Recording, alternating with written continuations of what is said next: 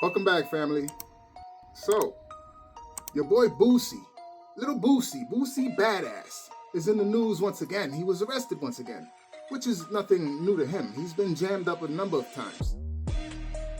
But this time, I believe he's gonna have to go sit down for a little while. And what bothers me is that his time in prison for this offense is not gonna be because of what he did. It's gonna be because of what he's done. You gotta understand two things. Boosie is extremely disrespectful to the police. That's one. Number two, and more important, Boosie beat a murder charge that had him sitting on death row for 3.5 years. He beat that. And of course, you know the prosecutors, after spending their money to try to convict you and don't get a victory with that, they're gonna be mad, of course. So when you beat a serious charge like murder, you're supposed to walk right and stay on the straight and narrow for the rest of your life, because you know they want their get back. So them boys is gonna be on your heels, watching you forever. You so much as litter, they're coming for you. And Boosie should have known this. But I guess he slipped up. Or thought he was invincible. I don't know what it is, but again, we're gonna get into these new charges and we're gonna revisit everything else that I just mentioned. But Boosie, come on, man.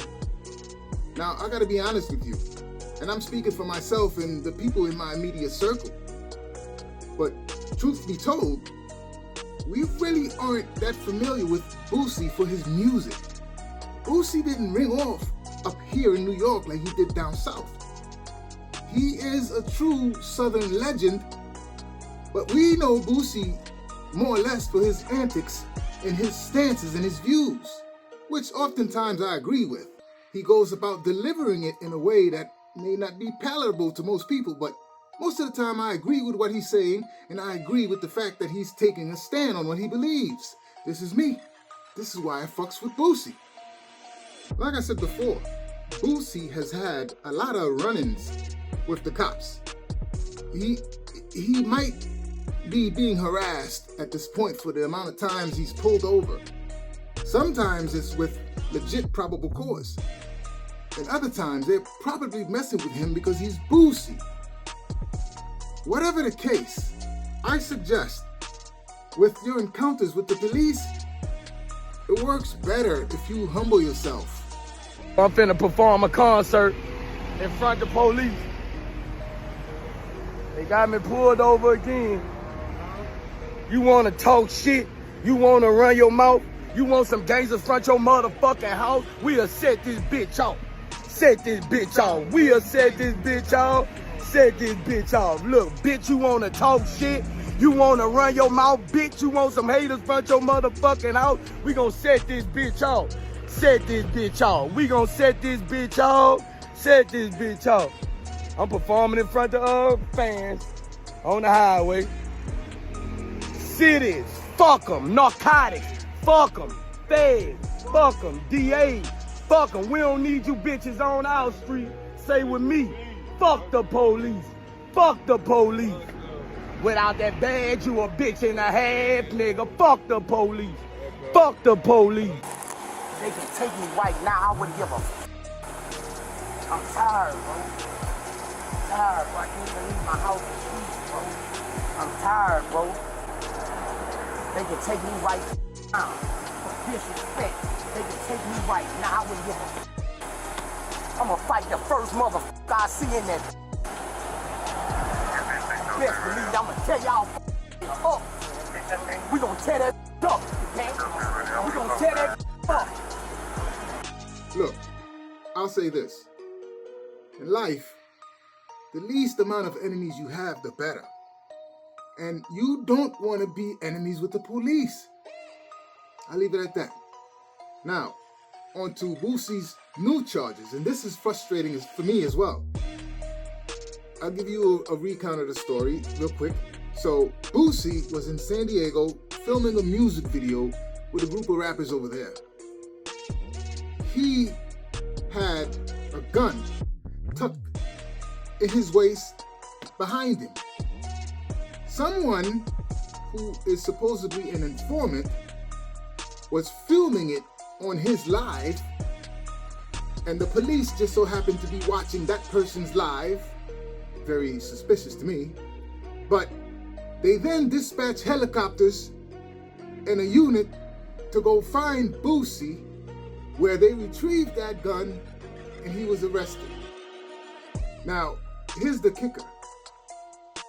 He was charged with a state crime, which the state then dismissed. He went to court, and when they dismissed it, they let him out. And as he's walking out the courtroom, the feds were there to pick him up and charged him for that same crime, but on a federal level. Now, as messed up as that seems, in my opinion, feds didn't get involved because of what Boosie did. They got involved for what he'd done. Just like OJ.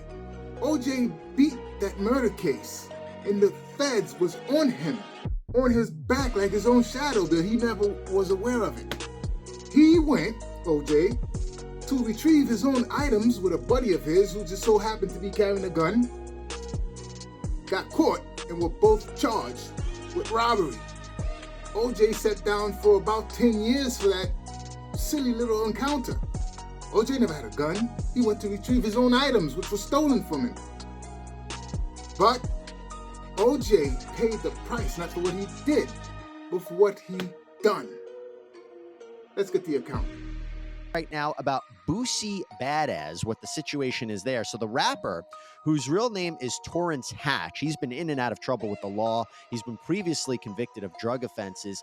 He was arrested and hit with a federal gun charge for being a felon in possession of a firearm. And this is quite the story. So apparently San Diego police were looking at an Instagram video of a known gang member when they noticed Boosie in the video with a black handgun in the waistband of his pants, okay? So then they check out Boosie's Instagram, and there was a live story being broadcast from a gang-associated neighborhood in San Diego. So what do authorities do then? They locate Boosie using an airborne law enforcement unit. Basically, it's a helicopter. And they see him getting into an SUV. They make a traffic stop after the car doesn't stop at a red light, and they find a black gun that matches the description of the one that was in that video. They find it inside the car. He was arrested and charged with a state crime, but this is where the catch. After he's leaving court for an appearance on that state charge, which was actually dismissed, he is arrested and hit with the federal crime. So now, whoever that guy was who took the footage, in my opinion, was an informant. You can't make me believe that the police just so happened to be on the live of a nobody in particular. He just so happens to be a known gangster. Please, that guy was a plant. He was there to be the police's eyes. And whatever funny illegal activity you see going on, we want surveillance of it. That's the only thing that makes sense to me, and you can't tell me otherwise. Moving on. Now onto the murder case that Boosie faced a couple years earlier, which he managed to beat. So Boosie was on trial for his alleged involvement in the murder of a man named Terry Boyd, who just so happens to be his child's mother's brother. Okay? So the shooter is a man named Michael Loudon, a very well-known gangster, otherwise known as Marlo Mike, a known killer. So Mike tells police that he was paid $2,800 to carry out the murder by Boosie. Okay? $2,800 by Boosie to do this thing. The prosecutors thought they had a strong case because Marlo Mike was going to testify against Boosie. But in a strange turn of events, Marlo recanted his statement and got on the stand and said Boosie had nothing to do with it. Also, Boosie's child's mother also got on the stand and said Boosie has nothing to do with it. Marlo Mike was underage and couldn't face the death penalty, but he also admitted to 6 other murders, one of which being a Baton Rouge rapper who happened to have been Boosie's rival at the time. His name was Nusi. Marlo admitted to gunning him down as well. What's interesting is that Marlo has a tattoo on his stomach that says, "Yo, Boosie, who's next?" Now, from the day he beat that case, he should have known. You gotta walk lightly, buddy. They missed that time, but you know they're lurking. Don't give them anything to work with. Ironically, years later, Boosie's child's mother recanted her statement on the stand and said that Boosie did have something to do with the murder of her brother. She only said that to protect her daughter. What would be in the best interest of her daughter was to have her daughter's father around. Now, I don't know. You guys tell me what you think. It's obvious to me that Boosie was playing with fire. He didn't tread lightly when he should have. All this circumstantial stuff certainly puts him in some kind of involvement with some serious crimes. He walked away from those things.